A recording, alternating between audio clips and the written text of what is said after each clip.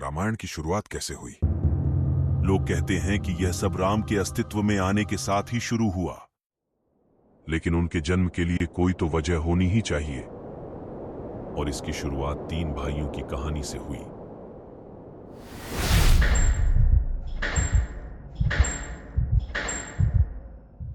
उनकी यात्रा कठिन तपस्या, सृष्टि के रचयिता भगवान ब्रह्मा से प्रार्थना करने की निरंतर खोज से शुरू हुई। प्रत्येक अपने अपने कारणों से, प्रत्येक अपने अपने तरीके से। कुंभकर्ण, वह हाड़ कंपा देने वाली सर्दियों में नदियों में डटकर खड़े रहते थे, यहां तक कि मानसून की मूसलाधार बारिश के बीच भी वह बाढ़ से प्रभावित हुए बिना अपनी तपस्या में लगे रहे। और गर्मी की चिलचिलाती लपटों के बीच वह अटल खड़ा था।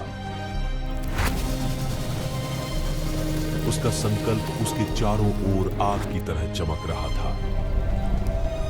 10,000 वर्षों तक उन्होंने पीड़ा सहन की। विभीषण, 5,000 वर्षों तक वे एक पैर पर संतुलित होकर एकांत तपस्या में खड़े रहे।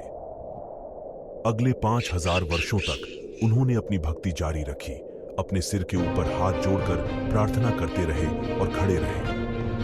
और फिर दोनों का बड़ा भाई है दशग्रीव, एक सहस्राब्दी तक 10 ग्रीव गहन तपस्या में डूबे रहे। फिर बलिदान के एक गंभीर कार्य में उसने अपने 10 सिरों में से एक को काट दिया।